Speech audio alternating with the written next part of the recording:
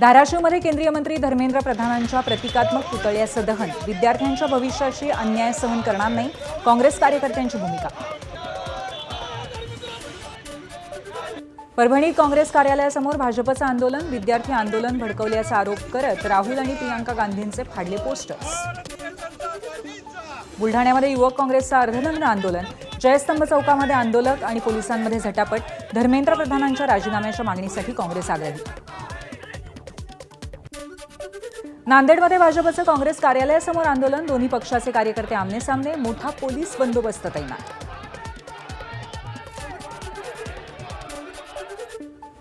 जंतर मंतरवर आंदोलकांवरती झालेल्या लाठीचार्जच्या विरोधात बीडमध्ये माध्यम प्रतिनिधींचं जिल्हाधिकारी कार्यालयासमोर मूक आंदोलन. या लाठीचार्जसाठी चौकशी व्हावी, लाठीचार्जला जबाबदार असलेल्या अधिकाऱ्यांवरती कारवाई व्हावी या मागण्यांचं निवेदनही केलं सादर. ठाकरेंच्या 6 बंडखोर खासदारांच्या याचिकेवरती 2 आठवड्यांनंतर सुनावणी. खासदार विलिनीकरणाचा निर्णय एकतर्फी घेऊ शकत नाही, ठाकरेंची माहिती. तर अंतरिम आदेशांसाठी पुढच्या आठवड्यामध्ये सुनावणी घेण्याची ठाकरेंची मागणी. मुख्यमंत्री देवेंद्र फडणवीसांच्या वाढदिवसानिमित्त अमरावतीमध्ये सेवा पंधरवडा. गरजू रुग्णांसाठी मोफत नेत्र तपासणी शिबिर. 1000 शस्त्रक्रिया करण्याचं नियोजन असल्याची माहिती. मुख्यमंत्री देवेंद्र फडणवीस यांच्या वाढदिवसानिमित्त साताऱ्यामध्ये भाजप युवा मोर्चाचा सामाजिक उपक्रम. भाजप युवा मोर्चाचे प्रदेशाध्यक्ष कृष्णराज महाडिक यांच्या प्रमुख उपस्थितीमध्ये वृक्षारोपण आणि श्रमदान. नीती आयोगाच्या गुंतवणूक अनुकूलता निर्देशांकामध्ये महाराष्ट्राची दुसऱ्या स्थानी झेप. मुख्यमंत्र्यांच्या विजनरी नेतृत्वामध्ये महाराष्ट्रामध्ये ईज ऑफ डुईंग बिझनेस नव्या उंचीवरती. भाजप प्रदेशाध्यक्ष रवींद्र चव्हाणांकडनं देवेंद्र फडणवीसांचं अभिनंदन. नाशिक पालिकेवरती चक्क रस्ते धुण्याची वेळ. कुंभमेळ्याच्या अर्धवट कामामुळे रस्त्यावरती चिखलाचं साम्राज्य. ड्रेनेज लाईन खोदल्यानंतर पावसामुळे रस्त्यावर चिखल. अपघाताच्या प्रमाणामध्ये वाढ होत असल्यामुळे चिखल दूर करण्यासाठी रस्ते धुण्याची नामुष्की. मुंबईला पाणीपुरवठा करणाऱ्या धरणांमध्ये 61.9% पाणीसाठा. 24 तासामध्ये जलाशय साठ्यामध्ये 4.15% वाढ. बीडमधल्या मस्साजोगच्या संतोष देशमुख हत्या प्रकरणाची पुढची सुनावणी 29 जुलैला. विशेष मकोक्का न्यायालयामध्ये पार पडली सुनावणी.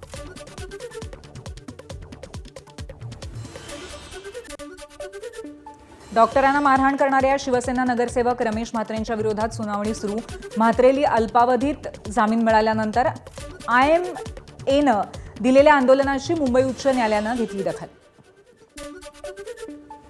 मुंबईच्या अंधेरीमध्ये SV रोडवरती संशयास्पद बॅग आढळली. बॅगेमध्ये स्फोटक पदार्थ असल्याची नागरिकांना शंका. पोलीस आणि बॉम्ब पथकाकडनं तपासणी. अंबरनाथमध्ये 7 वर्षांच्या मुलाची हत्या. आईच्या प्रियकरानं वरवंट्यानं मारलं. मुलामुळे दोघांच्या संबंधांमध्ये अडथळा येत असल्यामुळे हत्या केल्याची माहिती. पोलिसांचा तपास सुरू. बदलापूरच्या शिरगावातली धक्कादायक घटना. साडी घेऊन दिली नाही या रागातनं पत्नीकडनं पतीची हत्या. आधी डोक्यामध्ये कुकर मारून नंतर गळा घोटून हत्या. पत्नीला पोलिसांनी अटक केली.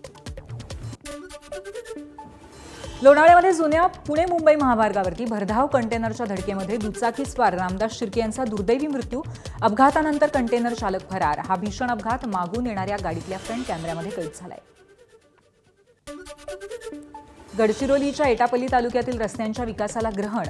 अँब्युलन्स जाण्यासाठीच रस्ता नसल्यामुळे गर्भवती महिलेचा स्ट्रेचरवरनं धोकादायक प्रवास.